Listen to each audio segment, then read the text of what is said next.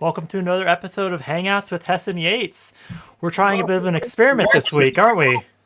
Yes. So, how does this work then, Jeremy? I ask you a question, then you ask me a question. Is that the way it works? Or... And just no answers? Yeah. Yeah, so this week, normally in the first opening minute, I like to try to tell you what you're going to get from this session, but we don't actually know this week because it all comes down to you and what questions you want to ask. So hopefully you're going to get insightful thoughts around questions you've been wondering about, around veganism or animal rights. So that's basically the way we've teed this one up. It's just basically an Ask Us Anything. And before we get to that, hello to Terry, Maz, Amber, Ronnie, Nella, Bernie, Guywan. Welcome, everyone. And yeah, as per usual, if you do know anyone that has any burning questions, you've got, I guess, I don't know if we could consider us each vets. You certainly get the stamp of honor. I'm not sure if I'm quite at vet level yet, but certainly would like to think we each have a bit of experience in the space. So if you have anyone with any questions, drop them the link. And there's a question for me already. Look, how does it feel to always be wrong? Not great, to be honest. There you go. You must have been watching some of our debates. What do you think? All of them. Hello, Deb. Yeah, but if you do have anybody that would like to get involved in the conversation, if you want to just drop them to this as a link, and because they can ask us basically anything they want within reason. So there is an opening video we'd like to play first, because I know something that I know is close to my heart, and I think Roger's to an extent too, is the language in the movement.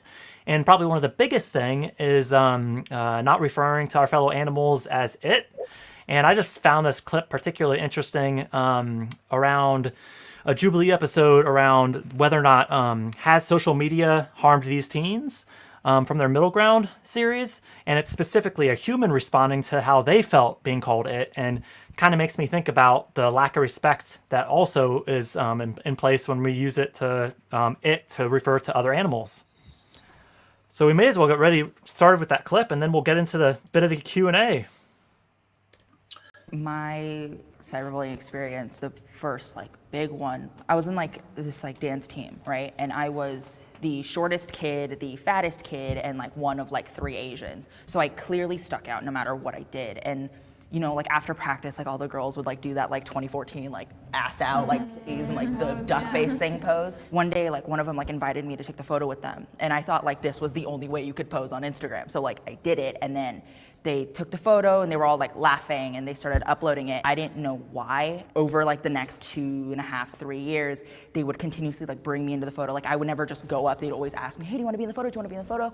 So I felt like I was being included. But when I got a phone and when I got an Instagram and when I started following my fellow dance team members, I would look at their Instagrams and from the beginning, it's photos of me. They'll zoom in on me and they'll be look at that fat thing, that fucking monster. Is it trying to pose? What does that thing think it is? Do they think they're cute?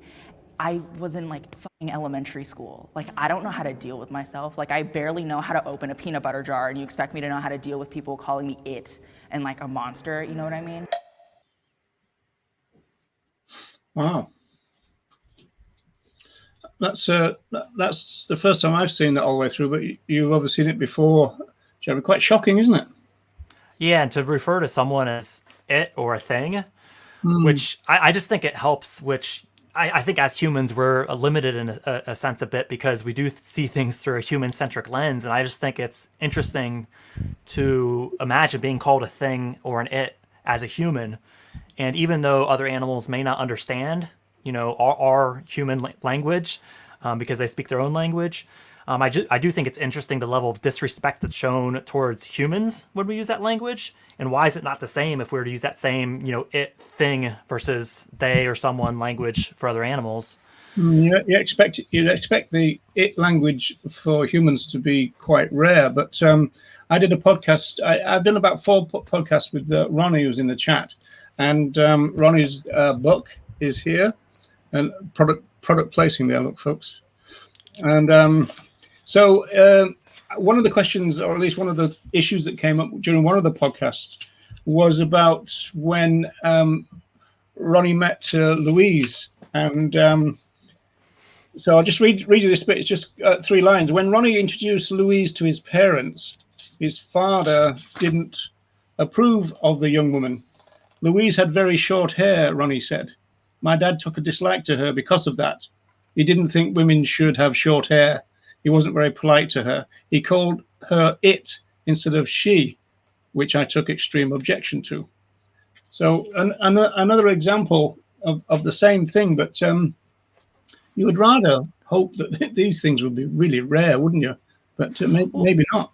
You know? Well, and to give specifically the animal community a bit of credit, I do think we're evolving when it comes to this, because to me, this is like step one when it comes to language, is just how we refer to other animals, and not calling them it. You know, regardless if we choose non-human animals or, you know, other animals and all these variations, or I prefer our fellow animals, but just getting past that it language. And I found I try not to use the word it even anywhere in the sentence where I'm talking about our fellow animals, just because of the potential confusion.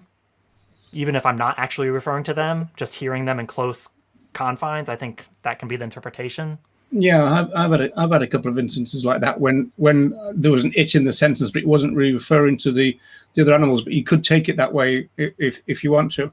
I was very pleased, actually. I was watching a video the other day, and a YouTuber called another animal it, and then realized what they'd done, and said, oh no, sorry, I shouldn't have done that, and kind of, you know, so I think it's kind of percolating through, but it's been an issue for a good many years though, Jeremy, so it's taken time, isn't it? You know, so I mean, something as fundamental as that you don't see. You know, people will obviously go, well, grammatically it's correct, like calling a baby it.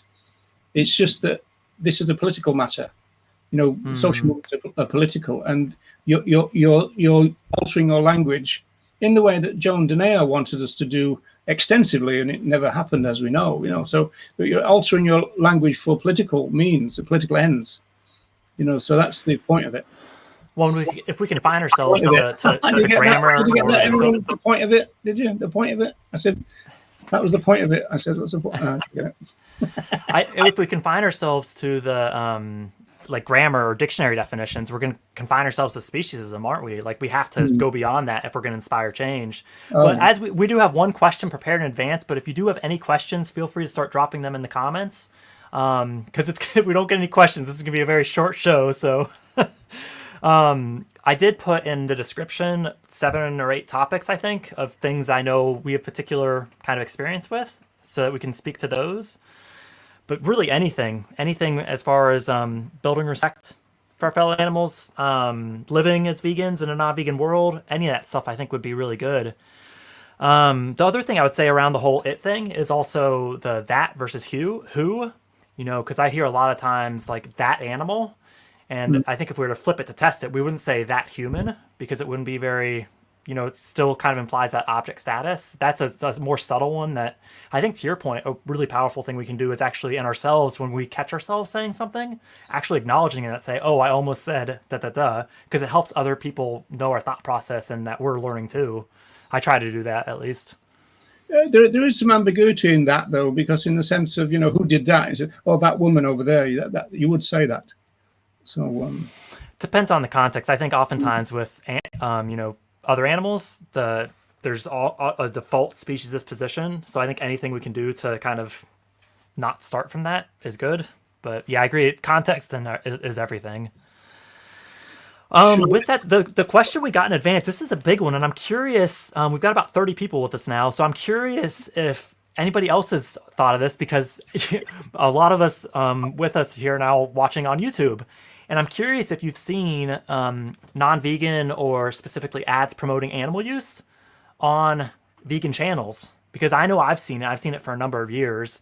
And before we went live here, I was doing trying to do a bit of due diligence, and I found a video from about 7 years ago with a how-to basically control which ads are shown on your channel. But then I saw a comment from someone from 2 years ago saying that it was no longer current. So I'm unsure if we actually even have the capability to control which ads are shown, or if it's just completely random, because I think if we're a vegan YouTuber and there's non-vegan ads coming out on our channel, kind of defeats the purpose. And we were talking before the show, I mean, even for big YouTubers, you know, hundreds of thousands of subs, they still only get a few hundred dollars a month from ads themselves. I think their funding comes in different ways. So I'm not in that position, but if I were, I think I still wouldn't do the ads just because of the risk of promoting animal use. Yeah, well, I tried twice to monetize my thing, but I don't think I'll bother now because I didn't quite realize. I actually thought that I didn't quite. What I thought was when you monetize, it kind of puts an advert in the middle sometimes of a video, which is very irritating. But I always thought you were liable to get them at the beginning. But it seems as though if you're not monetized, then it means that if somebody clicks onto one of your videos, they shouldn't get an advert at the beginning either, or at the end, presumably. And so I didn't realize that. So I've changed my mind about monetization because we had difficulty paying for the insurance for the VIP van, and so I had to put a fundraiser out for that. So I just thought monetization might help with those kind of big expenses. It was kind of €700. It's a lot for a grassroots group, but yeah, I'm going to abandon that anyway. So yeah, so I've kind of learned that it's not really, it wasn't what I was doing. And I even said to Jeremy, well, what about all those people who don't, who pay not to see the adverts? But apparently that's really low anyway, and it doesn't kind of change the fundamentals of the question either. So. Well, and Guyon's got an interesting point. As far as reporting adverts with so-called animal products for violence.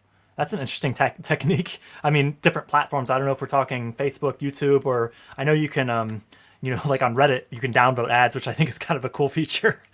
But yeah, that's an interesting tactic to almost kind of, if enough of us were doing that. I mean, I don't know that they'd probably have measures in place against that because they don't want to lose their advertising dollars too much. But well, it is. I mean, that's really interesting though, because I mean, when you think about it, if you were in the position of being a promoter of animal flesh, for example, what's the point of having your adverts jumping up in a vegan thing? Because aren't they saying to YouTube, what's the point of doing that? Because that's not going to be. They'll just click straight off that. So what's the point? So well, from a contrarian perspective, though, thinking about it, the vast majority of people aren't vegan, even those watching vegan content. So in some ways, that's the best way to place the target. I'm obviously not trying to help them strategize here, but if you're looking at people who may be thinking about who are vegan curious and maybe on the edge, maybe those are the best people to advertise to. I don't know from their perspective. Yeah, you can see it that way. Almost as a kind of FU type thing as well to the vegan content, isn't it? So maybe. Yeah, and welcome Louisa, Michael, Jennifer. I don't think we said hi to Tom. And Nella's just pointing out no living being should be called it. So back to your baby point.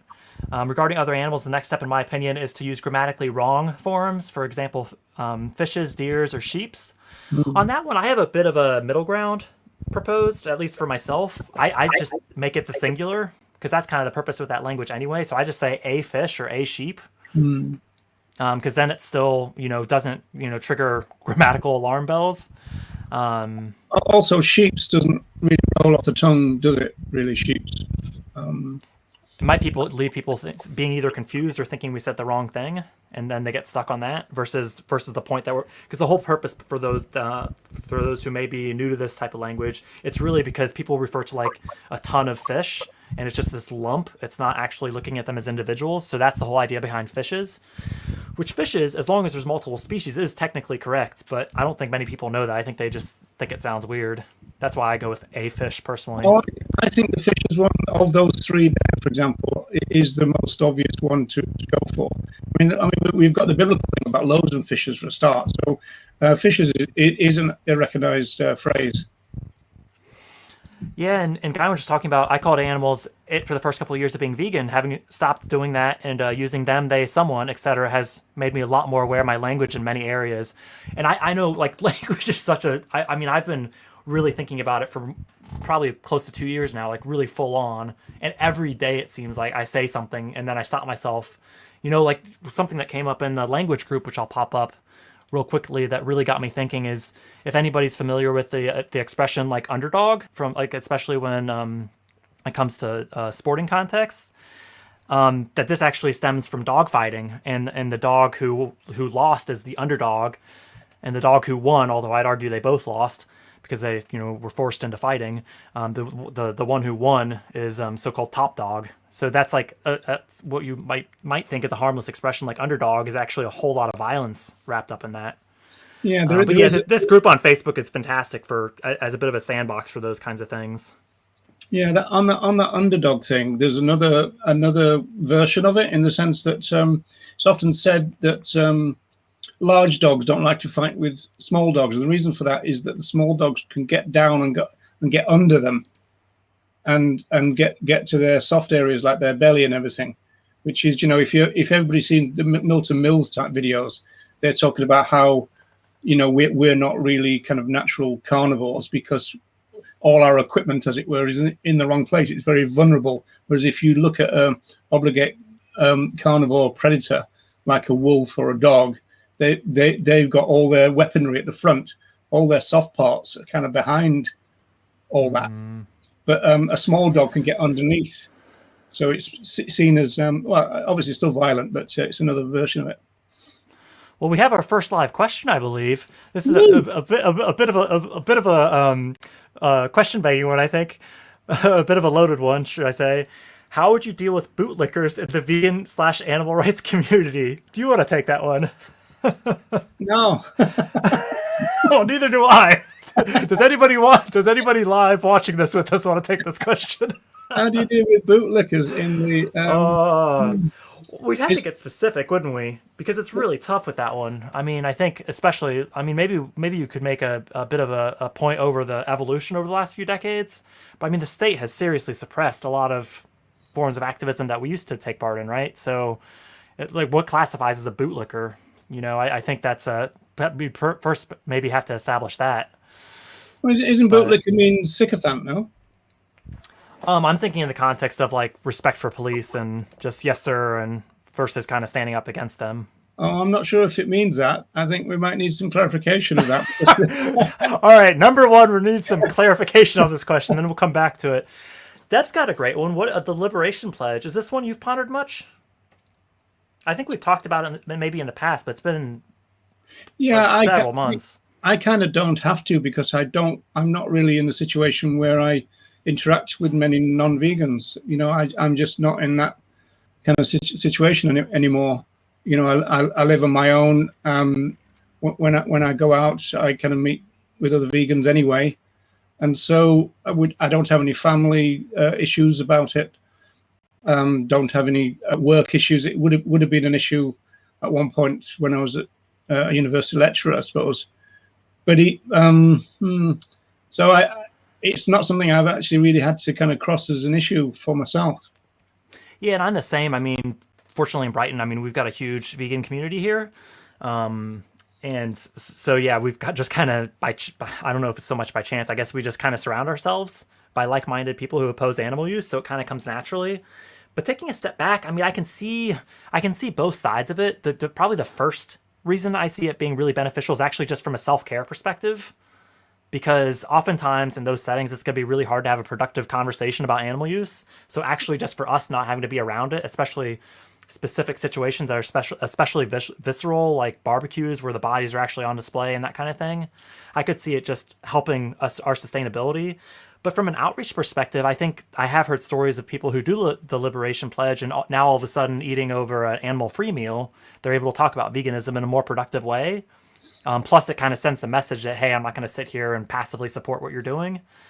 So, as a sociologist, you probably have some comments around that. Yeah, I mean, I'm the same as you. I can see both sides of it. I once had a conversation with a playwright called Gordon Newman, G.F. Newman, and he wrote a very famous BBC series years ago called Law and Order. Not the one that everybody knows. It was a different one. But he also did the Judge John Deed series, and there's quite a few kind of vegan stroke animal rights themes in that. And he was a very early proponent of the Liberation Pledge, and he was saying, well, you wouldn't sit across the table of somebody who was oppressing another human, and so therefore, why would you in this context? It's the problem with that. It's not very sociologically kind of realistic. In a sense, but you can completely understand that argument. Well, you wouldn't do that in a human sense. Whether you could use that. I mean, what do you call it? flip it and test it, or what it is? What you Flip it to test it. I agree from like a consistent anti-speciesist perspective. If we're not going to do it with humans, why would we do it with other animals? I mean, obviously it's much more common, so there's that kind of argument. But I could see more and more of the reasons for doing it, unless we're in a workplace where we almost kind of have to. well, It'd be tough.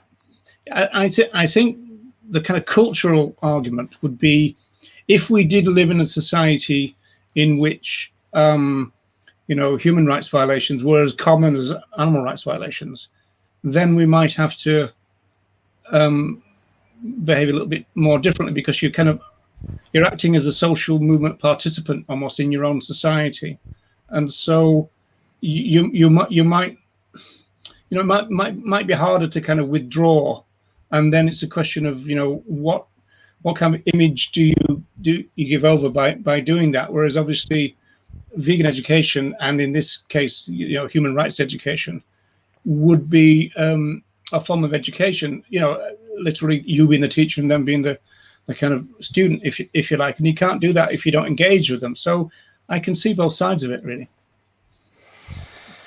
Yeah. I mean, I think to not take the Liberation Pledge for the idea of doing outreach with non-vegans while they're eating, I think that's going to be pretty difficult. So I can completely see why people would want to swerve it. And actually, maybe a similar thing is Jennifer's question here, and it's specific to me as far as how I was actually trying to think. I think I'm 7, coming up on 8 years here in a few months. But as far as the order of things, my sister was first kind of vegetarian when I was very little, and had conversations around the dinner table about it, and had, kind of dipped in and out of veganism. But when I went vegan, she was not. And then basically when I started this whole vegan interactions group, I'd written myself a discussion guide, and she was my first, I forget if she was consented to being tested on or not, but she was my first test subject for this discussion guide. And I actually just went through the questions, and it was really just a matter of empowering, asking, what were her motivations for wanting to be vegan. And that was kind of a big catalyst for her starting to live vegan. She told me later on. And then not too long after that, I think maybe a few months got by, my mom was vegetarian.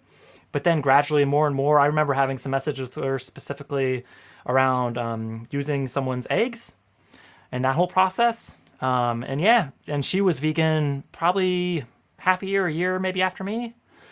I don't see her here, so she'll have to correct me on that later on. But yeah, so as far as family going vegan, that's a topic that's close to a lot of our hearts. I would say I think it's really a strong reaction, because I think on the one hand we have a tremendous amount of influence, and on the other hand, I know you point this out often, Roger, is like sometimes we're the worst people to talk to them because there's all this other almost family drama wrapped up in it.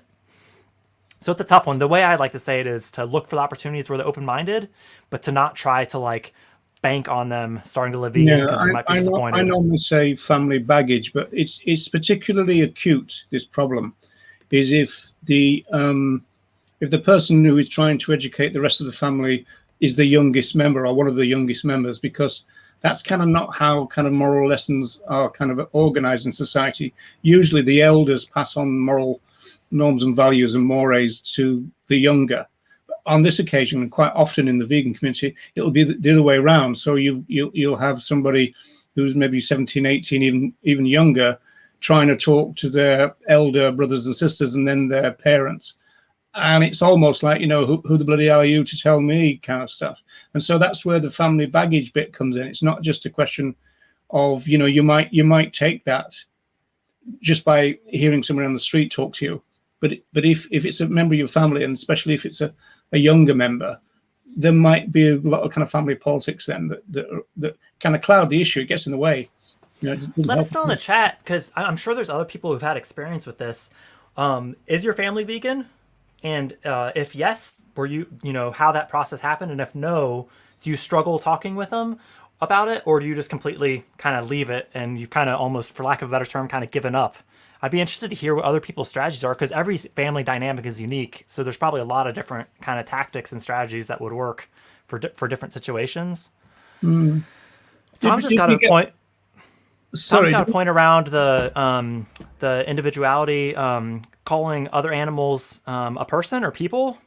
And I think another point that is good to note around this is we oftentimes hear the used together, like people and animals, as if they're two separate categories, when people are actually animals and animals are actually people. So I really like that, because the sanctuary that I know my sister volunteers for refers to their residents as people, which I think is a great way to highlight their personality.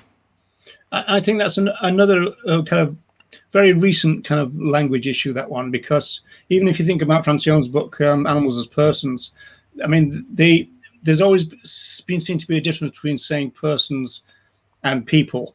So people was often just kind of restricted to human people, whereas persons obviously wasn't, in the sense that you could have legal persons, like a corporation could be a legal person. So that's why it was easier to talk about other animals as persons than people. But I think a lot of people just talk about both of them and interchangeably nowadays, I imagine. So actually, There's we a do great have there's a great Steve.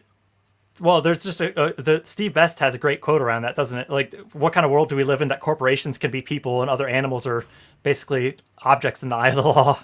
Yeah, a capitalist society. That's what it is. Well, I don't know if you had one you wanted to jump ahead to. Otherwise, we can try to go through these in order. But Jonah's just pointing out when we don't know the other animal's gender.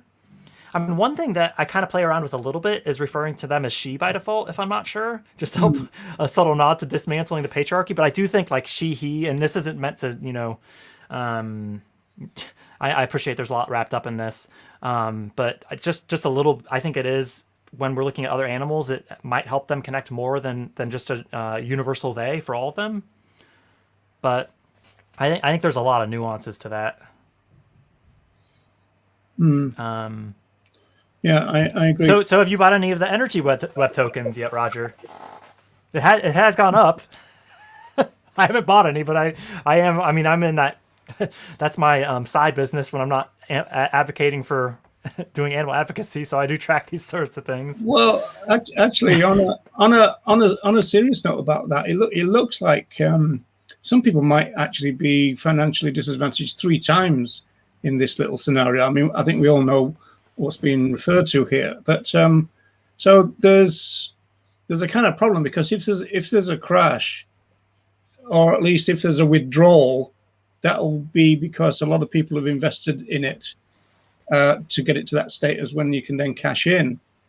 And then if there is a crash, I think the person concerned will probably then ask their people to bail them out again, because now they're homeless and everything. So there's a potential that the same people are going to be ripped off 3 times here, which is a real thing, Well, and I think to me the biggest thing is to talk about something in the space of animal advocacy and then not actually be directly for animal advocacy is a bit disingenuous, but probably, I think that probably goes without saying. Probably don't even need to highlight that, to be fair. I think it's the people who need to know about that probably already are. I think Guyon's making a good point around. Jeremy said there wasn't financial advice, folks. Okay. Even though I do technically have I studied accounting, so you could argue I am qualified to give advice, but I'm not.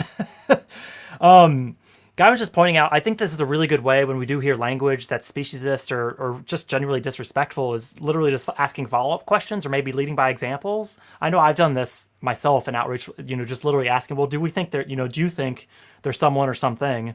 And then if they say, oh, no, there's someone, and it's like, oh, well, I noticed you just called them an it. Do you think that, da-da-da, and try to, I mean, it's a difficult thing to do with strangers maybe, but depending on the context, I think that can be a great way to talk about the speciesism in our language. Yeah, some other people doing the reporting thing as well. Ah, right, okay.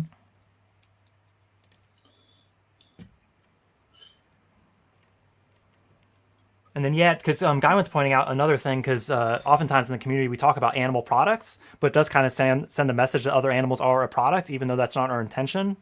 So that's probably one of the newer language things I think that's coming to bear. Yeah. This is kind of the point I think Jonah was saying, because as long as they're different Yeah. species, of fishes, then it is technically correct. Because it's a good name for the person discussing that issue, of course. Jonah whale, of course. Jonah whale could be the the official. Yeah, this is another good around that underdog, the one that Dom just pointed out, having a dog in the fight. Maybe having a vegan at the demo or something. I don't know. We'll have to think of. That's where that language group is great around thinking of alternatives. What do you make of that thing about getting all your ducks in a row? Do you think that's a problem? Is that that's a hunting thing? Absolutely.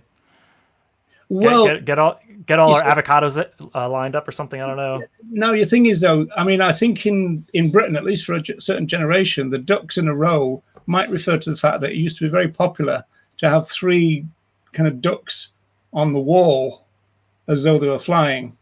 You know, these are just ceramic ducks, and so you could say it was relevant to that, but I suppose the etymology of it would probably be hunting. I would think, like you say. Well, and that's a tough thing. I think there's so much. Like you can look at the dictionary definition, you can look at the etymology, and you can look at the common interpretations. Which, when you look at interpretations, there could be 73 different ways people could read it. So it's a really tough one. I just tend to swerve anything that's not overtly respectful to other animals, because if there's ambiguity, chances are a non-vegan's going to take it, in a not respectful way. Talking about language, how do we feel about ableist language? Because, this is an interesting one, because I think as anti-speciesist, that's obviously the focus. However, there's so much overlap. A couple months ago now, I guess, we had Carol Adams on the show and talking about sexism in our language.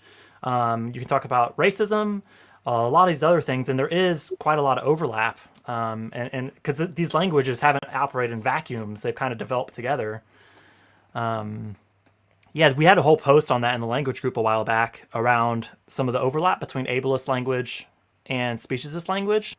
Because ultimately, why would we want to promote respect for one group but then be indifferent towards respect for another group? So I think probably one of the most common examples that I know you've helped me become more aware of is crazy. More obvious are insane or the R word and that kind of thing. But I think when we start anything to do with someone's cognitive abilities or physical abilities in general, does have ableist interpretations. I think ableism is more embedded into a society than anything really. But it's very difficult because, of course, there's those kind of obvious words that you've just talked about, the R word and all that. But then you start to get into ones that are, you're nuts, that kind of stuff. Is that ableism? And so you're bonkers, this kind of stuff. So I tend to, well, the reason I'm going to say this is because the big mistake that people talk about when they talk about ableism, and they almost like take the mickey out of people who are saying, please don't use ableist language, is they think you're doing it because either you're offended or you think it's going to offend somebody else. We had this. That was the entire discourse over the H word we had the last 2 or 3 weeks. It's not about causing offense, because no one's got the right not to be offended, but it's about not causing somebody harm.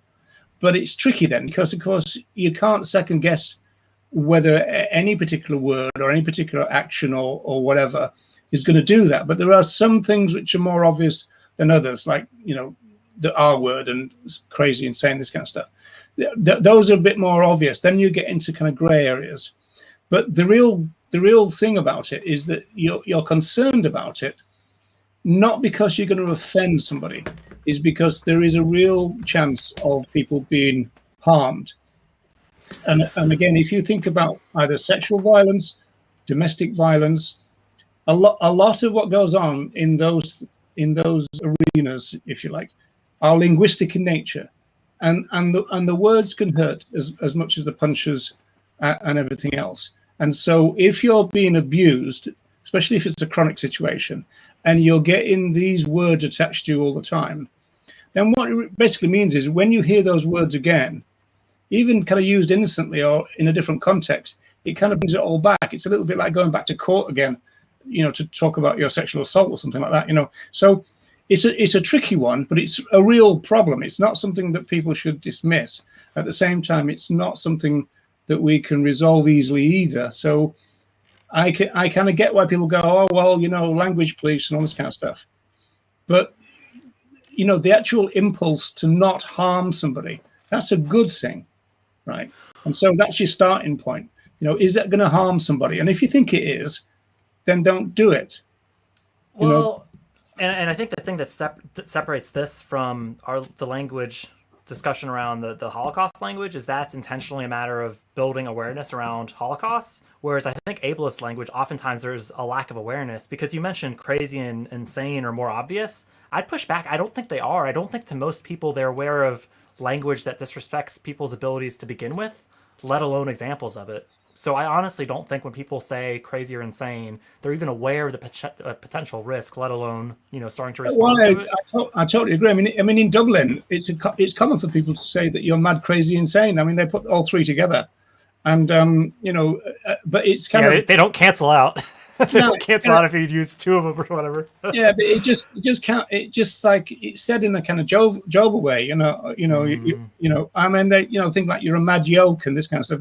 These are all just like phrases that just trip off the tongue for most people. So it is a difficult issue, but it is something that is also a real issue. I think a lot of people think it's been kind of invented by intersectionals to police other people. Or I was called recently. It was said that I got a control problem. I'm trying to be the language police, and I was saying, well, I'm actually just concerned with not harming somebody. Stuart Lee, the comedian, says that. He said, the impulse is not to hurt other people. What's wrong with that? And that's so. If it's just a question of being careful in order not to hurt somebody else, well, surely that's a price worth paying, kind of thing. Well, and I think when we start to think about that in the context of our fellow animals, it naturally lends itself to thinking about respectful language for humans, and hopefully those kind of can work together. Are you familiar with this Better Never to Have Been by David Benatar, or The Human Predicament? Michael's asking about. I know. I know the names, but I'm not prepared. I don't necessarily. I haven't pondered them enough to necessarily speak to them, because I know antinatalism is a whole topic. I think that maybe would be a great one to get someone on the show for that has expertise in that. It's a very tricky one. People get seems to raise the emotions a lot. Antinatalist arguments, and because we've got this thing about. I mean, I suppose. If you think about that, like the vegan pioneers and everything, they would be concerned about the size of the human population and the overpopulation problem, and they would link that to issues about starvation. But there is a lot of doubt about whether. Well, there is a lot of doubt about whether the world is overpopulated.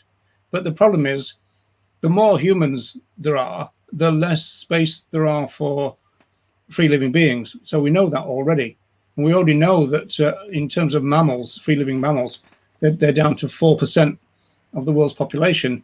All the other mammals in the world are either us or the ones that we've domesticated. So it's a bit of a tricky issue, that one, but it's a real issue, that one. But we never used to. I mean, antinatalism is a kind of new term to me. I only kind of got to know about it the last kind of couple of years. It was always about things like the population problem, or the population explosion. Those are the kind of words that was used to talk about that kind of issue before. Well, there's so much wrapped up in it, because we talked about last week, didn't we? The potential, if we do have kids, human kids, that even if we raise them as vegans, they may not eventually be vegans. So then, even just from a what's that? No, it's all right. I'm just having a bit of a go. Here he goes. But yeah, I mean, I think that the it thing is kind of common with people too. But I think probably across the board, just catching up on some of the comments, good to catch that up for both humans and other animals. Not to call anyone it. To Nella's earlier comment. Here we go. Maz, I've been vegan 35 years, 32 arrests. That's a pretty good ratio, I'd say. Yeah, that's pretty good, yeah. Tabitha is just asking, any advice for getting started with activism under lockdown restrictions? I don't know if anybody's seen Cosmic Skeptic's recent video, but something I'd like to ponder myself more is going into these kind of chat with a stranger type setups and trying to do outreach that way. My more default mechanism for that is to make animal videos to share on social media. Specifically, I often do them from the survivors who live at Friend, and tell those stories. I think that's a really powerful way to build awareness on social media. But we could probably do a whole session around this topic, I think, and maybe that'd be a good idea, because I know a lot of us are probably twiddling our thumbs. I know I'm doing that to an extent myself, because I haven't done street outreach for a couple of years, and I'm keen to get back out there. Yeah, we've been lucky in Dublin because we've got this this agreement with these brilliant people who supply Violife cheese. And I know there's an issue now because Violife has been bought out in recent months, I believe. But the franchise in Dublin or in Ireland is called Art of Zen. And when they get product which is coming up to, say, 3 months, 2 months to go, as it were, they let us have it. And sometimes it's like hundreds of blocks of cheese at once, like half a van sometimes. And so during the lockdown, we managed to give them out 3 times. And including during one of the kind of strong lockdowns as well, we went to a park and just set up completely away from everybody, and we kind of stood back and just allowed people to come and take the cheese, so we could kind of talk to them from a distance. We had a mask and also a visor and everything. So there are some forms. Bernie Lyons on the right, she's still doing demonstrations outside the Greyhound stadiums in Dublin. So there are some things still going on, and but I think it depends on jurisdiction to jurisdiction, country to country, in terms of whether you're going to get into trouble or get closed down. You know, the kind of street work that VIP and Vigo have been doing in Dublin, that stopped really, because that's much more intensive kind of conversations, you know, people spending a lot of time with us kind of thing, so we can't really do that. And also it would mean that the pavement area would be more congested, so that really wouldn't be cool. And also there's not that many people around in town now either, so that's not, you know. Yeah, and Guyon's just got a great point around some of the kind of inspirations for non-rhetorical animal rights. And Tom's just chimed in, you know, because there is some of the books they're hard to find, and even if you do find them, the digestibility is a bit across the board. And Tom's just pointed out that some of the early episodes of the Animal Rights Show feature a focus on Tom's work. I think there's one in particular where we each picked a favorite clip from Tom Regan and then talked about it a little bit, and that's only like 20 minutes, that whole video. But I think to Guyon's point, it'd be great to have some books that we really do a deep dive on. I think it was called Showcasing or Introducing Tom Regan, I think it was called. But also on my own channel, if you go to Roger Yates' channel, there is 2 videos where I go through my top 10 books, general books, and then I've also got another one where I go through the vivisection books. So those are out there already. But and on my channel, I have a whole playlist of Tom Regan clips. So seriously, in the playlist section, I scoured YouTube for every Tom Regan thing I could find and made a whole playlist of them, because I do think that's a more digestible way to get started on some of that content. On your channel, that would be Jeremy Hess's channel, would it, Jeremy? It would. And also on while we're doing shout outs, on my website there is a whole section. I think I call it genuine animal rights. I'm about to change that to non-rhetorical animal rights, but there is a whole section in the advocacy section where I link a few PDFs that are quite short but very powerful, like 10 pages. So that's maybe a good way to start too. So yeah, I'd probably encourage all those things. But do you remember the Maz's question last time? Why do you think the movement was so strong with us closing Hillgrove, Consort, Live Export, Shamrock, et cetera, and not now in the modern vegan movement? Do you think we've kind of lost our way? That's a big question. We still got some time here. Might as well get into it.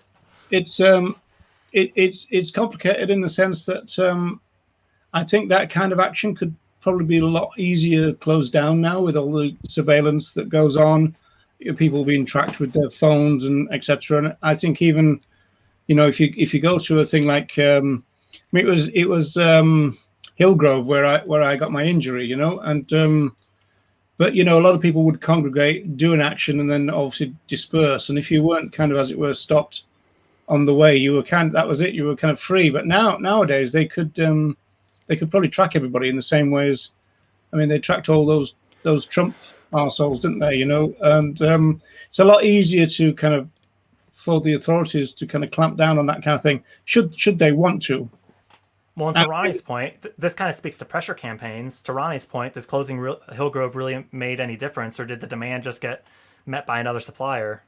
Yeah, it's a very... So there's a couple different things, isn't there? The demand versus supply focus, and also the above ground versus underground type activism. There's lots to talk about here. This is really sad, really, because you obviously everybody wants to do well, and everybody wants to do good, and everybody wants to kind of have the odd victory now and again and all that. And so, but this becomes Ronnie's question brings up a really kind of difficult area. I mean, if you take Newchurch Guinea Pig Farm, for example, that used to be a dairy farm, and so they closed down part of the dairy farm operation to open up a guinea pig breeding section.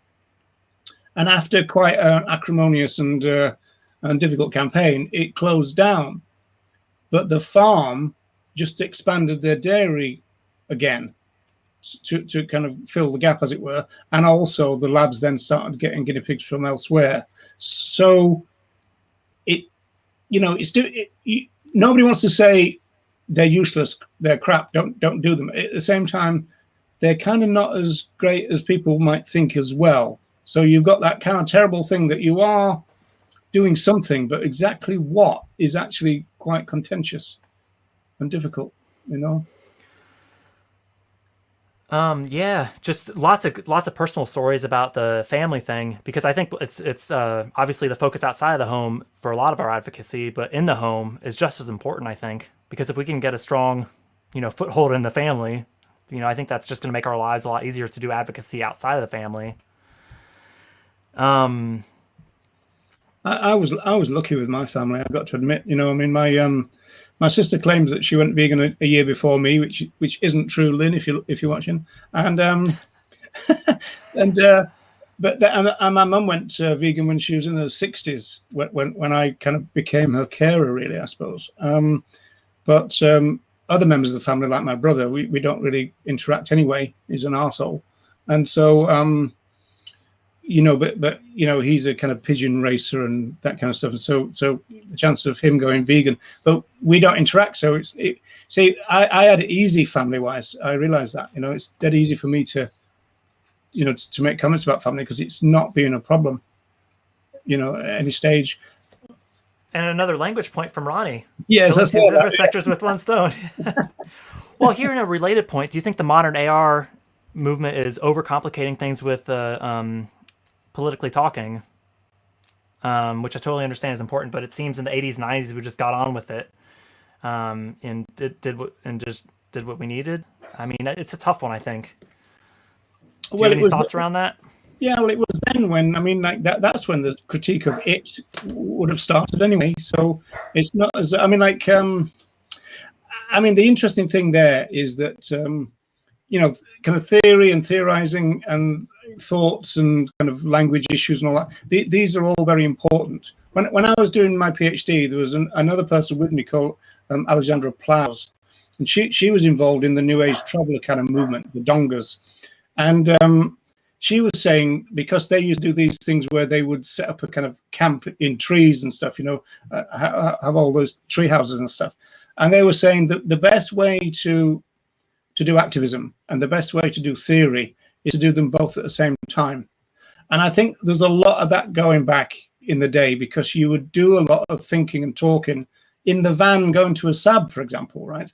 So there was a lot of communal things in that sense. People would go on a coach to a demo, and you'd have a lot of time together and things. And so I think it kind of happened almost like organically to some degree. So I don't think it was absent. It's just that it obviously wasn't online, and I suppose the online part of it has changed things, I guess. Both for the positive and the negative, I think. I think it's definitely much more associated veganism is conflated or confused with being a diet much more often, because so much of the online presence is focused around what we eat, the very human centric thing there. But yeah, obviously, I think it's good in the way it's connecting us right now. You go back 20, 30 years, we wouldn't been able to do what we're doing right now, but it comes at a cost, doesn't it? Yeah. Well, going to Gawain's point there, what we're really saying is that if you're able to do all those debates and discussions or just general discourse at the same time as doing action, that's the best of both worlds then, because you're kind of intertwining the two things. And you also then see how things are connected. For example, if you go to an action and you've talked about theory and language and everything, and then a journalist comes up to you and sticks a mic in your face, then all of it comes together, and you think, okay, we've just talked about language, the kind of importance of that, and so you would then take that kind of discourse on the way to a demo, as it were, straight onto a radio. It'd all be kind of wrapped up with itself, if that makes sense. Yeah, and I have seen some the ethics comments of come through. theory I'm blitzing through these so we can catch back, because I know I was 20 minutes and I think I'm cut to 10 minutes back on the comments, because I don't want to miss any gems. Well, on that, also, to Ronnie's point, advertising on social media is also a great way during lockdown. Yeah, so that's actually pushed, because I do think that pushes stuff out to the non-vegans, getting outside of the vegan bubble. The way I do it is I share to vegan groups, and then it hopefully gets shared from there. Are you familiar with this? Opinion on Floracy? Cut flowers, would it be vegan? I'm asking because of pesticide use. I'll confess that's not what I've considered myself. I don't know if you or anybody watching has. Actually, my sister was very opposed to cut flowers. I mean, she saw them as like a cash crop, and the issue that I mean, first of all, you're just creating something that's going to die, and although I think that I mean, I did see the argument, actually, funny enough, this last Christmas, from the kind of Christmas tree growers of Ireland, were kind of saying that they're very good for the environment, because they're forever kind of replanting and regrowing, and the actual cropping is not an environmental kind of problem. But I know that's not quite the same as cut flowers, because they were saying that you can replant a Christmas tree, although I don't think most people do, to be honest. Well, I think in general, pesticides, hopefully, more and more vegans, more and more, like your whole thing about people of goodwill coming together to come solutions for some of these things. Michael's got a great point around activism during lockdown, which I should have mentioned myself, because I'm also a volunteer, is for Challenge 22, because I think as on social media, one of the biggest challenges is going out and finding people that are open to veganism or curious about veganism, whereas at Challenge 22, they've pretty much already all concentrated and said, yeah, I'm keen, I want to give it a go, and you're able to just help mentor and support them. So absolutely, challenge22.com, you can sign up to be a mentor. And I think that's a really great way, lockdown or not, a great way to kind of do activism from home, and they always need people. Well, another thing on relation to that, there used to be something called Vegan Buddies, and AR Zone tried to do a kind of like online version at one time. It didn't quite work, but the Vegan Buddies was pre-internet, and that was like a local person would be put with a new vegan. Well, so a kind of local version of Challenge 22 might be quite interesting.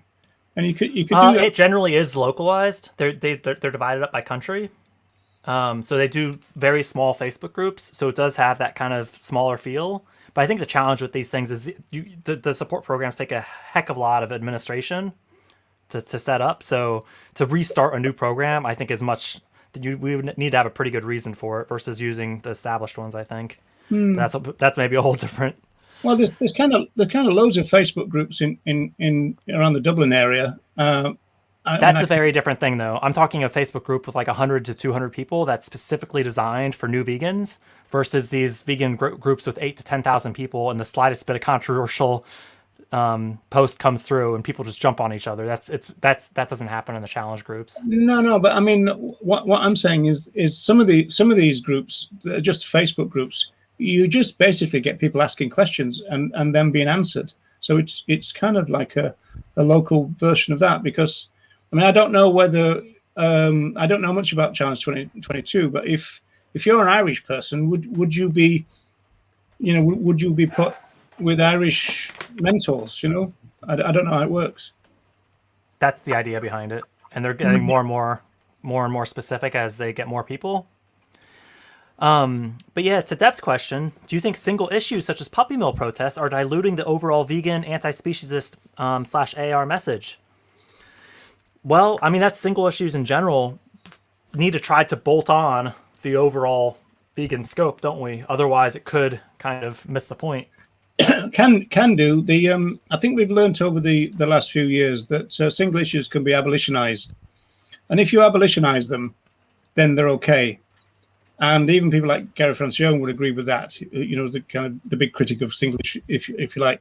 But it would basically mean that by saying abolitionize, it means that you put them into a vegan framework. And what you don't do is what the old style single issues would do is by keep them all separate in their own separate little boxes and kind of, don't talk about that. This is our thing. Don't talk about vegans and don't talk about that. So nobody would do that now. It's like, for example, you wouldn't get, there wouldn't be such a thing nowadays. I wouldn't think of a group of anti-fur people outside a fur shop. I think you'd have a group of vegans outside a fur shop, and they'd be quite happy to talk to people about veganism who trot along. Whereas the anti-fur people would go, "Oh no, that's nothing to do with us. We're anti-fur." See, that used to happen. It sounds, it might actually sound quite weird for new vegans, but that used to happen. People used to say, "Oh no, that's not our issue." Whereas of course now, we'll talk about any type of animal use and beyond. Yeah. Yeah. Yeah, generally it's linked. There's usually some go vegan messages in the sea of placards, isn't there? And just to move on, great questions coming in. Thank you, everyone. Disvenja is just asking, do we need a 2021 version of Reagan's Case to bring animal rights theory into the mainstream, or someone like Earthling Ed, the 2021 version? I mean, certainly more digestible, because I think the stuff that Ed does in his videos spreads through the community much quicker.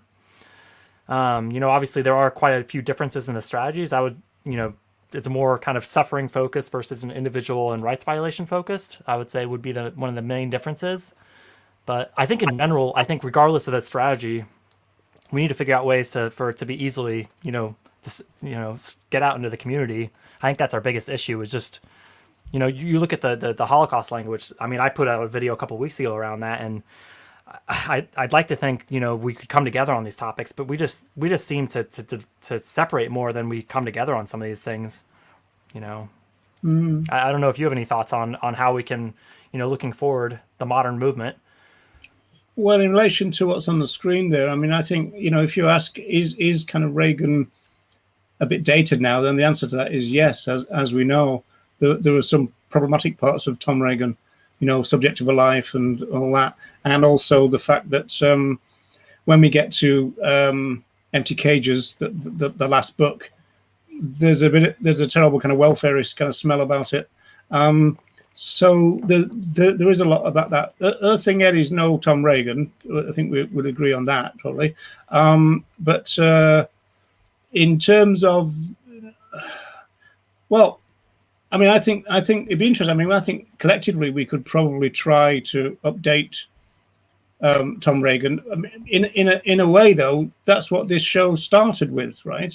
We started with trying to see how conducive rights-based animal rights was to the movement, and I think the starting point of that, the realization is that most people in the animal rights movement don't adhere to animal rights philosophy. Most people don't know it. They don't adhere to it, and they don't sound like they're articulating it. So their language is more welfare based, cruelty and suffering, all that kind of stuff. So we've never really been able to inject. In my PhD, I mentioned that there was a famous sociology book that says there ain't no black in the Union Jack. And I said, well, there ain't much rights in the animal rights movement. And that, unfortunately, is true. And there never has been. And we've not really been able to inject it into it. And I think there's a whole bunch of reasons why. I think it can be quite complicated to kind of try to analyze that. But most people in the animal rights movement they feel safer and more at home in the welfare paradigm. That's the sad thing about it. And for me, I know learning, rights-based outreach, I've actually gravitated more towards objective anti-speciesist language being the starting point, because I think it's been raised earlier to expect people to read the 400-page case, or even some of the lighter work. I think we do need a more digestible version if we're going to go with that, to begin with. Because I think rights is a confusing topic to both understand, advocate for, and for non-vegans to kind of grasp. And that could be a whole show in of itself. Maybe even the form of one of our infamous debates.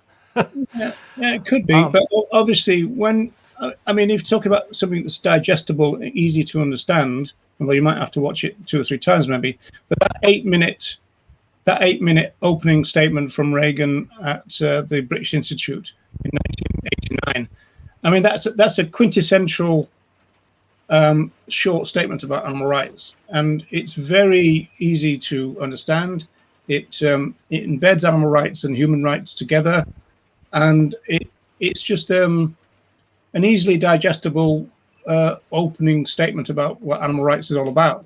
You can't really get much better than that, and it's only 8 minutes long. So in that sense, we do have some small and kind of available things. I think in the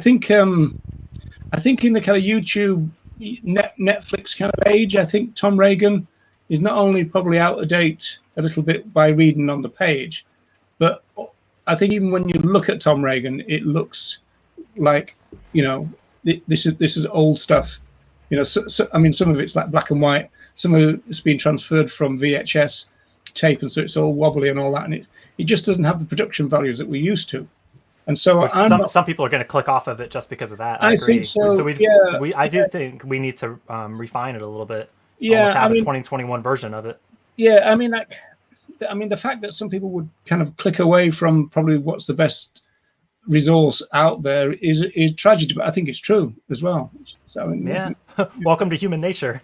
Well, Jonah's got an interesting point around some type of V mark for the movement to basically gesture at financial transparency and all that, which I think is becoming a bigger topic now. I think it'd be a great thing to try to encourage that kind of thing. We do have a few questions to catch up on. I don't know if we want to say much more around that before we carry on. Well, we're also over time too. I'll take that as a no then. I think so. To Maz's point, this is something that we did actually one of our opening shows on. I guess I'm less. I understand the reason why we want to do it, but I'm not so concerned about highlighting the connection between the pandemic and animal use, because it's kind of a human-centric plant-based point. It's not a matter of we shouldn't kill them because we shouldn't breed, use, and kill them. It's a matter of we shouldn't do this because we might get a disease. So it kind of, I understand why it's there, and I do think it's good to get the awareness out around it, but I don't know, I'm not too concerned about it not being out there more. I don't know if you have any takes on that. If you're happy, we might as well go another 10 minutes or so. I think there's 2 or 3 more questions to come. Yeah. I think it's out there pretty much. You see it on masks now, and non-vegans just dismiss it, don't they? I think non-vegans are just like, yeah, whatever. It's the vegans again. I don't think they take it that seriously. It'd be interesting to do a survey. Yeah. Well, the funny thing was, I did post an audio about a week ago, and it was from a Radio 5 live, one of these late night conversations. This guy called Stephen Nolan, and he'd got some expert who was, as it were, confirming that this is a zoonotic issue.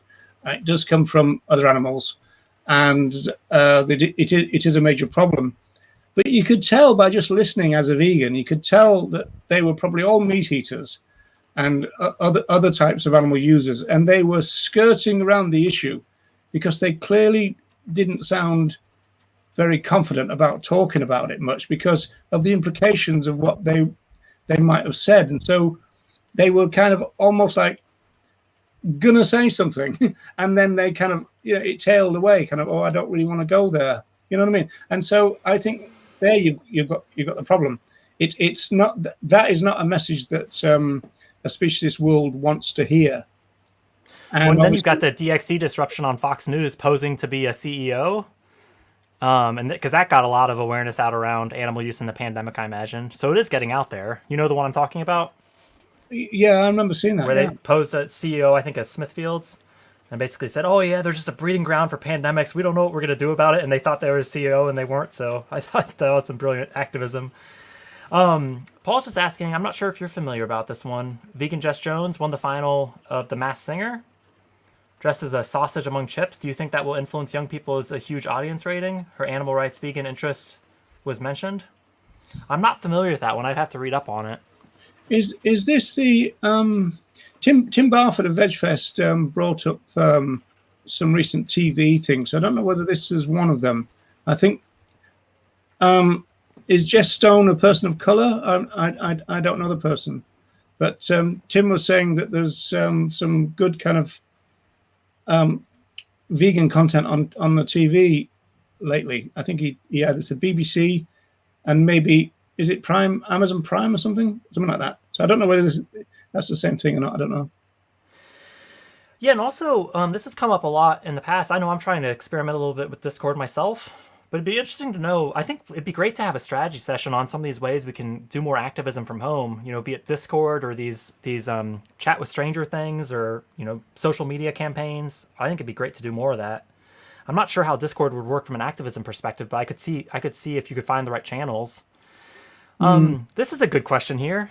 Aditya is just asking, I want to hear your opinion on doing ALF-style rescues and damage to industries considering today's attitude towards animal rights in society. Would it have the desired impact needed for animal liberation? And I would add, is it even possible, given the way the state suppressed so-called underground activity? I mean, I think more and more of those actions are getting more and more difficult to do, even if we do think they're effective. Just the efficacy. Are they actually even possible? Well, I would say that they probably are. At least the kind of ALF type stuff that I am familiar with, you probably wouldn't get away with it now. That's kind of what I mean. Yeah. Yeah. I mean, it's almost remarkable that we got away with so much that we did even then. But I mean, now with cameras and surveillance, and they've got technology where they can monitor cars. They read number plates. I mean, I don't know how you get around it, all that kind of stuff now, and that's all apart from the fact that probably the farms are a bit more like the labs now, covered with these cheap cameras and stuff. So the idea of kind of getting away with it now is that's almost a more difficult thing than would it be any use.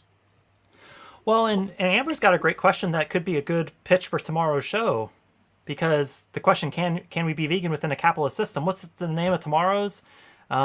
Basically, is vegan possible in I think specifically with the framing of neoliberalism, but obviously some capitalism subjects entwined with that one. Yeah. I think tomorrow's show would probably be covering that. And I mean, obviously, if you got people like David Nybert and Bob Torres, Steve Best, they'd all say no to that question. Yep. Yeah, I think it's well, the flip side, if I can just chime in real quickly, it's not as if we don't have animal use in non-capitalist systems. So it may be part of the riddle, but I don't think it's the whole thing.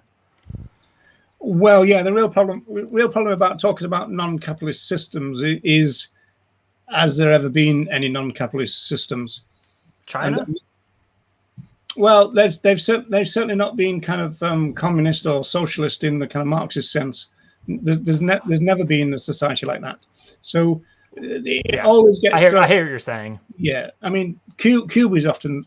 I mean, Cuba was pretty good in certain respects and not in others, obviously. But also, Cuba was like a little island, literally surrounded by capitalism. Very difficult for it to operate under kind of sanctions and stuff, being literally kind of surrounded by the bully boys of capitalism, kind of thing. So, but so it's a difficult thing. The idea that we've got any non-capitalist model that we can look at and go, oh well, that was good or that was bad. That's problematic in itself. That's what I'm saying. Yeah, and Guyman's got a kind comment here around how this show and similar are part of the rights-based approach and the awareness around the deeper philosophy of veganism. So isn't that great to read? Thank you, Guyman, for that. I think it's great to see I see definitely a bit of a community evolving around these live streams, which I think it's great there's a lot of great live streams on YouTube to kind of build that community. Yeah, so actually Terry's about to hop off onto Discord to help do some vegan awareness building, so that makes sense. We are coming up on that hour. I'm just skimming for any last questions. Give him hell, Terry. But in terms of, we've had a few questions about what can you do during the lockdown. The Animal Rights Show are going to try to put together a series of kind of looking forward to kind of after lockdown. And so the idea would be to kind of put together some showcases of what people have been doing, keep planning on doing, or were doing before COVID and will start to do after COVID. And the idea really would be to have a whole series then, which would be kind of like modeling different styles of activism. And so other people could come along and go, well, that looks interesting. I wonder if there's anybody in my area who wants to try that. So it's kind of like a grassroots stimulus idea, I suppose. That sounds a bit pompous. But, you're putting together a stimulus package, are you? Yeah, I know. It sounds a bit. Yeah. An anti-species stimulus package. It's a kick-ass grassroots initiative, folks. Forget all that stimulus crap. But so the idea is just to because in modern times, a lot of activists seem to think, and I've seen this said numerous times, it's a generational difference. The people are kind of looking for a kind of a model, a script almost. Whereas that wasn't really the way that activism used to be. It was more kind of, I don't know, off the shelf, laissez-faire, just kind of do kind of trial and error type thing, rather than thinking you have to slot yourself into some kind of structure. And so I think we're going to try to kind of bridge that kind of gap a little bit. Well, a bit of a clarification on the ALF question is whether or not it adds the needed value. Adds the needed value. What does that mean? Yeah, I mean, I guess. I mean, I can see the role it plays, but yeah, whether it plays a central role or not, I don't know. It's tough. I mean, we definitely like when I think if with all of our advocacy, stories around individuals is the way to go. So be it a rescue or a survivor who's already at sanctuary, I think that's a great way to shine the light on them and tell their story. Whether it's specifically through that, and I appreciate the economic side of things, sabotage was also kind of part of that question. But yeah, I mean, I was a press officer for the ALF, and one of the main reasons I did it was because it gave me an opportunity to talk to the public about animal rights, because the ALF was a great media hook in that sense. And obviously, in terms of the thousands of other animals who were rescued, then that was a good in itself. You could argue that in terms of the millions of pounds worth of damage as well. But it's that was all kind of really before the age of the internet, and in some senses, the kind of publicity that you can create, the kind of publicity that we had to depend on with the mass media, and so therefore it needed a kind of strong kind of media hook. The real problem then is the problem that you raised a while ago, Jeremy, which is the vegan bubble. Because we've now got all this technology and all these opportunities. We can all put together videos, and the production values of modern day videos now. Just a little small team can put out something that would look like a BBC documentary.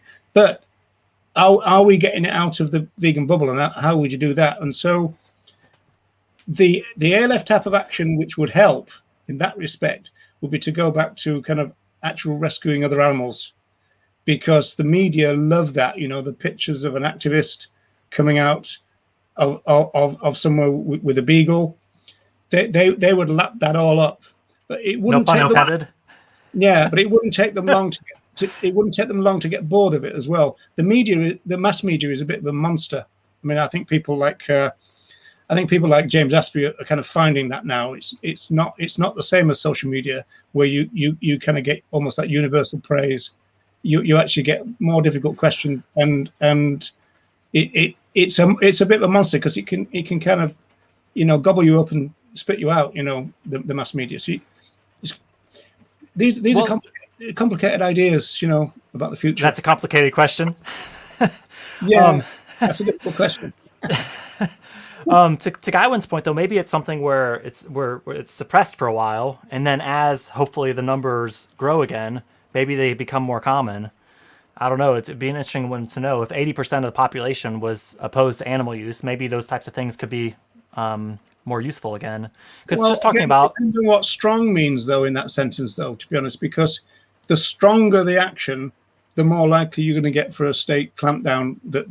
We've had, a few state clampdowns already. So the problem is there's a correlation here. The more effective you are, the more likely you are to be shut down in direct action terms, and that's just the truth of it. And all direct action movements, whether you're talking about civil rights, feminism, anything like that, the kind of more effective you are, which is why the state always says, well, you've got a problem, send a petition, because they know it does F all.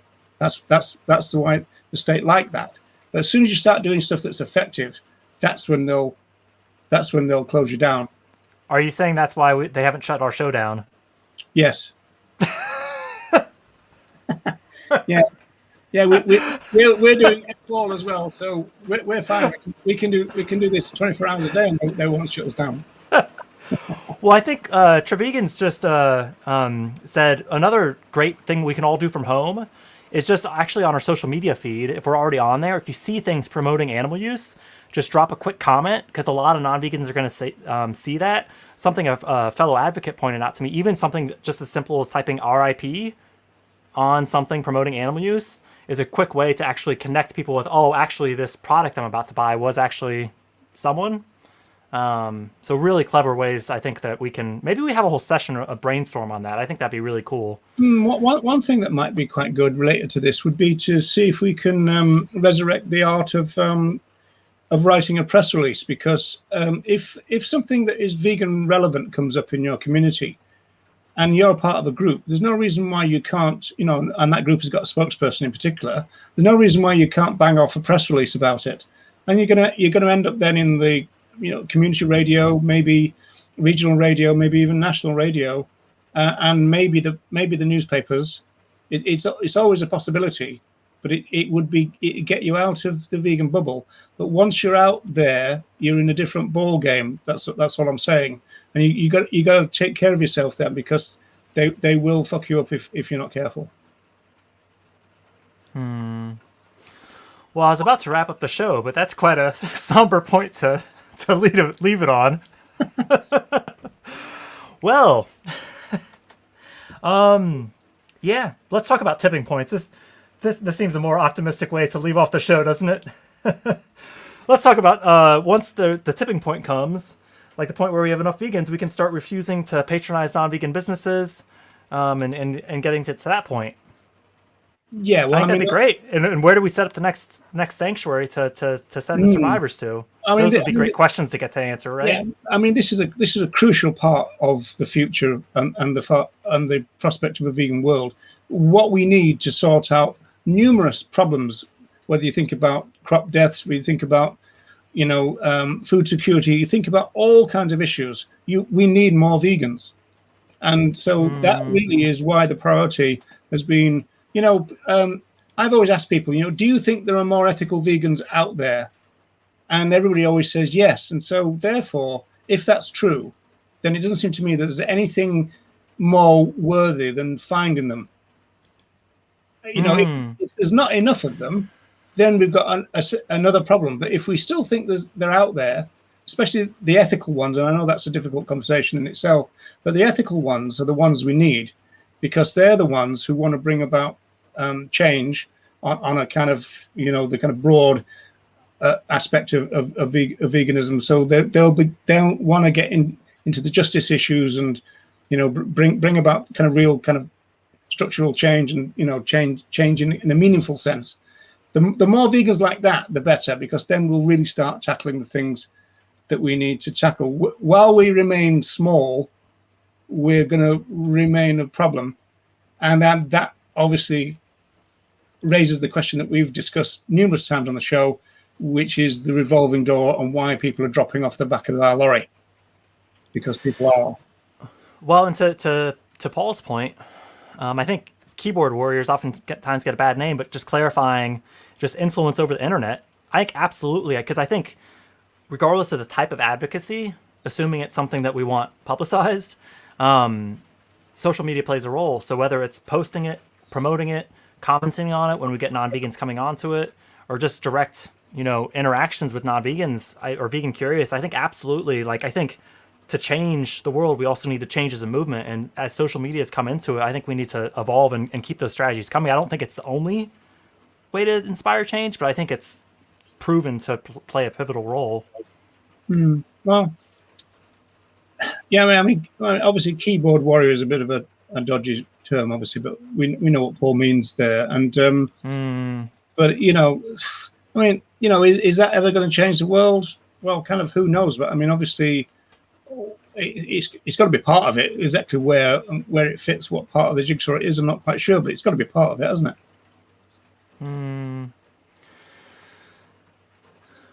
Yeah.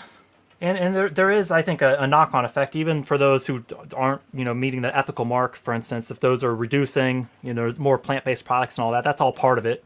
It's not necessarily going to lead directly to animal liberation, but hopefully it's a piece of the puzzle. Yeah. Do we leave it there? What do you think? Yeah, I was going to say on that one that's the part of Tobias Leonhardt that I agree with, but we don't want to end the show with me saying I agree with Tobias Leonhardt. So we've got to do something. Nope, that's it. We'll just see you all next. Don't get a choice. Well, to be honest, we did this as a bit of experiment, but I don't know about you, but I think we should start doing these maybe once a month or so, because it is good just to, because there's lots of great questions that came through tonight, and because sometimes we struggle, not often. We've got a list of about 40 topics I think we want to chat about just on the Sundays, let alone the Mondays. But it's great just to see what's on your minds, because I think that's, some great conversations come out of it. Another good thing to have feedback on would people more prefer the kind of open mic thing, not necessarily the open mic thing, but the idea that people could join us on screen to make a point. I don't know whether that would work. I mean, I imagine that would probably slow everything down. I don't know, but it might mean. I mean, obviously, there's. I'm a bit conscious of the fact that we're on screen. We can kind of butt in as we do on each other all the time. But everybody else is typing. I'm a bit aware of that. They're all keyboard warriors. We've got loads of keyboard warriors out there. Well, and the other thing is we kind of do the hangouts like today versus the debate style ones where it's kind of each of us take a position and then argue that position. I don't know what viewers prefer seeing more of who have seen a few of those different ones, but let us know that too, because that'll influence what we do for future shows. Yeah, well, it depends if they want to see me whoop your ass again, I suppose. I don't know. I think we might have to go back to tape some of those earlier comments. Yeah. With that, thank you everyone for the great questions. And yeah, don't miss tomorrow's team show at 6 p.m. around neoliberalism and whether it's a potential roadblock for veganism and animal rights. And thank you for all you do for our fellow animals. Yeah, I should say on the neoliberalism thing, it's obviously a very long academic word, but we are kind of we're going to try to make it a 101, kind of an accessible intro to the issue. And we're also going to make sure that it's relevant throughout to veganism, rather than just kind of a big discourse about what it means and all the rest of it, because we could get lost in that issue, but we're going to try and keep grounded in the vegan thing. That's essentially what we're going to try and do. So, we'd never get lost, would we? Yeah, we should look on that one, eh? Yeah, thank you for all the great comments coming in. And Michelle's just pointing out, because we've been on with Michelle with the open mics, haven't we? So it's good to just keep things lively and mix things up, isn't it? Yeah, I didn't understand my first open mic. I was there patiently waiting for Michelle to ask me to talk, and she never did, and so I kind of left. I didn't realize you're supposed to just kind of, just rabbit away like we do. Yeah, it can't be too polite, can we? Are we allowed to say rabbit away? I don't know. Are we allowed to say that? I'll talk to you about that after the show. Yeah, you'll be wearing my ear off, as people say in Dublin. using rabbit ears. All right. Thank you, everyone, and we'll see you tomorrow for the team show and next Sunday. See you next time.